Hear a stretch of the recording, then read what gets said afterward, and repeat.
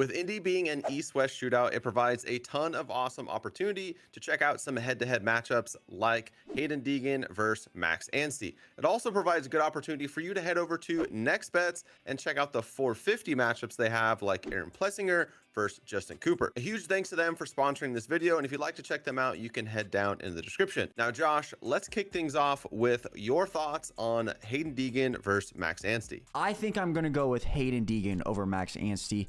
And one reason I say that is I think Haiden Deegan finally found his stride in his last race. And I think he's going to keep that momentum and take it to Indy and honestly, like, smack everybody. He might go out there and dominate qualifying, heat race, main event. I can personally see that happening. And Max is coming off a little bit of a down race at Daytona. I think he might struggle with some of the guys that are coming over from the West.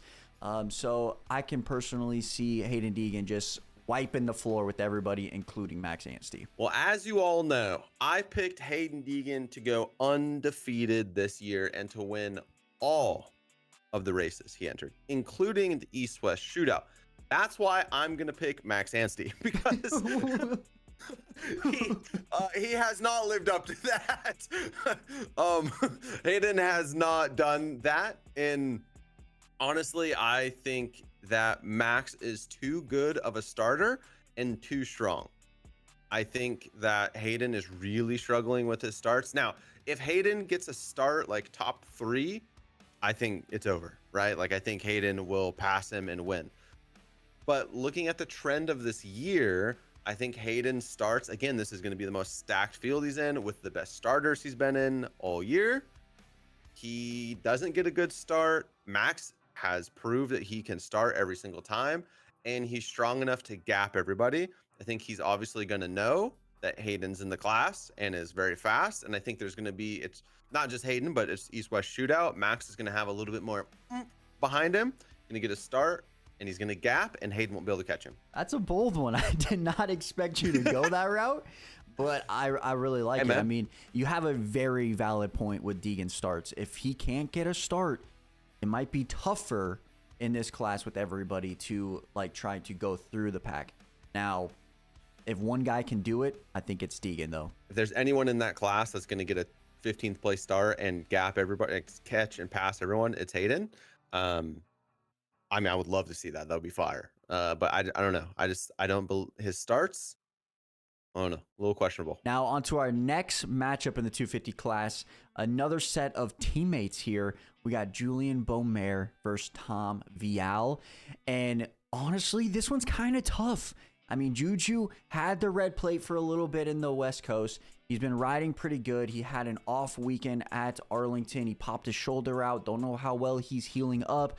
Tommy V is coming off a spectacular second place at Daytona, but that's also Daytona. And dude, I don't know who honestly to pick with this matchup. If I have to go for my gut, I might say Tommy V. I might say Tommy V for this one. But man, if Julien can come out swinging like he's done in the previous rounds before Arlington, it might be Julien. When we go to Salt Lake City for the finale, and that's in East-West, I think Juju will win. Here, Indy's very ruddy. I think Tommy V has an advantage in the ruts. So I will go Tom as well. You know what's kind of crazy too is both of them are really good starters. So if they go 1-2, say hypothetically, if they go 1-2 in the start, like, I think Tom Vialle beats him because of what you mentioned, because of how the track is going to form up. Juju's very good in that hard pack stuff. He's from Arizona. Like, he's super good on that, like, hard pack stuff, right? So I think Tommy V definitely has an advantage of this. But man, that matchup right there is just like, that's a really good one. It's a tough one, man. That's a really tough one. Yeah. All right, we have Joe Shimoda versus Chance Hymas. Now, do we think that like a fully healthy Joe would wipe Chance? I think he would, right? Yes. But if Joe's not fully healthy, I think Chance has a shot at this, in my opinion. Yeah, Chance did look really strong at Daytona. Did not look strong the previous rounds. I know he was just getting on the bike. So another week on the bike for Chance, but also basically a week and a half off for Joe for recovery. I don't know. This is another good one that's really hard. I think you have to go with Joe though. Like, is an 80% Joe better than a 80% chance? And I think you would say yes. I think you'd have to go with Joe. Yeah. Dude, this matchup is tough. It's a tough one though. They're all really good.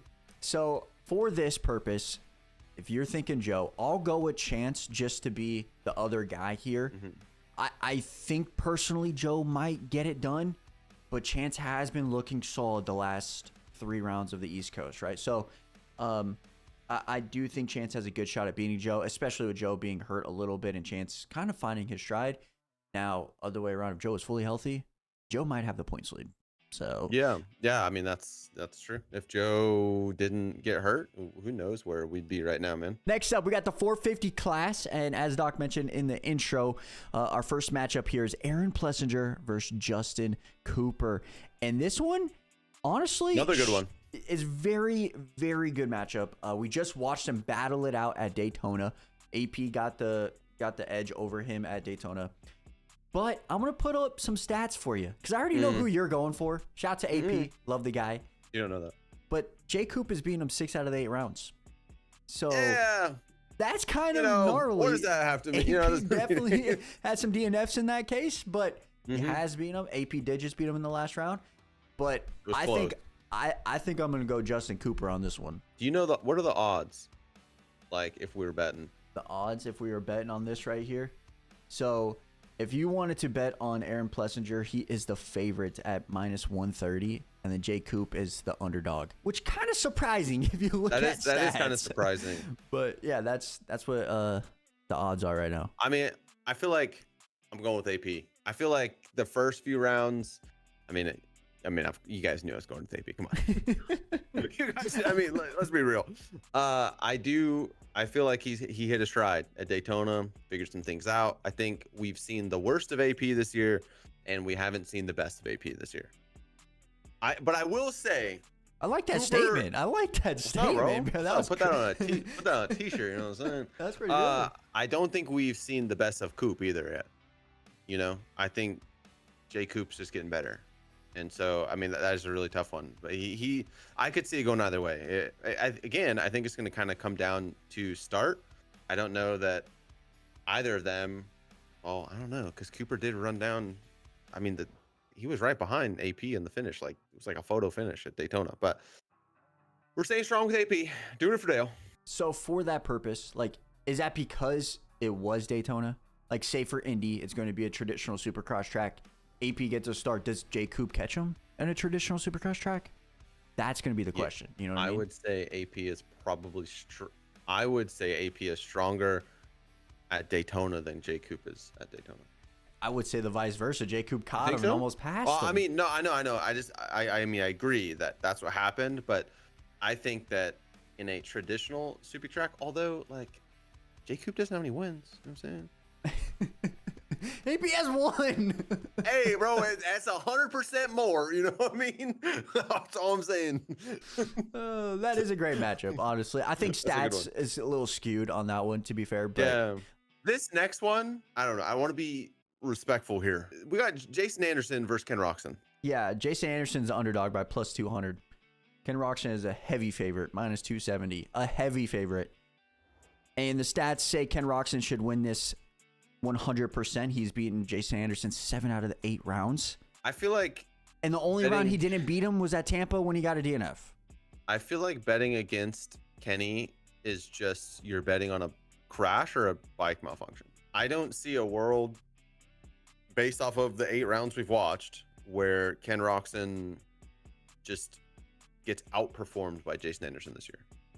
Like a straight, like, you know, they're 2 and 3 on the start, and Jason Anderson just, I mean, I've seen flashes of Ando having the speed, but like down the stretch, Kenny is just so much stronger. I mean, we just saw that at Daytona. We saw it the previous week at Arlington. Kenny goes through the pack and passes these guys. Kenny gets good starts and he just gaps these guys. Like the only guy that can really fight Kenny right now is Coop. Maybe Chase if he doesn't crash, but we'll get to that later. But yeah, I mean, I think if you're a betting man, you got to go with Kenny, right? But with that being said, I'm going to go underdog, baby. I got Jason Anderson beating Ken Roczen. No, I'm picking the underdog, not hating. We glazed Ken Roczen for 2 days straight, okay? We're going with underdog. We're going with the underdog pick here. And I got Jason Anderson over Ken Roczen. Is it going to be him beating him twice this year? Yes. Or second time this year? Yes. Is it stupid? 100%. But I love an underdog story, so. Let the record show Jason Anderson is one of my all-time favorite riders. Okay, love the style, love the attitude, love the aggressiveness. Love you. We're not beating Ken. Sorry. It's just not happening. This next matchup is actually balanced. Malcolm Stewart versus Justin JB 51 Barcia. I would say this is not balanced. You don't think so? No. If I guess we go look at stats, I mean, we're big. I'm a big stats guy here. I'm not. Malcolm Stewart has beaten him 6 out of the 8 rounds. Yeah. So, with that in mind, I want to go Malcolm Stewart here. I kind of do. Yeah, I mean, yeah, like I think you have to go with Malcolm here. Maybe Daytona was kind of a fluke race for Malcolm, not the greatest of ride. By the way, we didn't mention this in our rankings video, but he won the heat race. Yep. Yeah, we probably should have put him in solid. That's our mistake. But with that being said, for this matchup alone, I think Malcolm gets it done. I think so. I think we see a new side of Barcia this weekend in Indy. Like I hope, is in 8th and just punts his way to 5th. Just removes riders every corner up to 5th place. I'm just kidding. Maybe that's how you win the Ken Roczen versus Anderson. Maybe it's because of Justin Barcia. You never know. I have a question. So a couple years ago when Kenny won on the Suzuki for the first time, was it not Indianapolis? Yeah, Kenny is very good at Indy. And guess who was in second? JB. That's true. He is also very good at Indy. So JB might have an opportunity here to beat Malcolm Stewart, but I'm still going with Malcolm Stewart based off stats. Like, I love me an underdog story, but he's going with JB. I got to go with the favorite here. All right, the final one, Chase, tuck the front Sexton versus Cooper Webb. Why you got to put that in there, bro? Why you got to put that in there, bro? Chase Sexton versus Cooper Webb. I'm really, Chase, I really do like you. I really do. Trying. I do. All right. That's all I had to say. Okay. I mean, who are you going to pick then? I want to know who you picked before I met. Okay.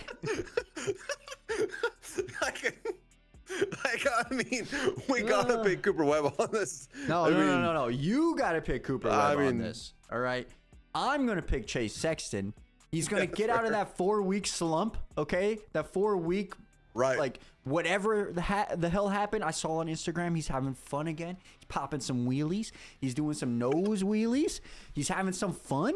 How does that have anything to do with this? Nothing at all. But I think he comes out, he leaves all that crap in the past, comes out, has a perfect weekend, wins quali, wins the heat, dominates the main event, and we set sailing on a couple wins in a row, baby. Right.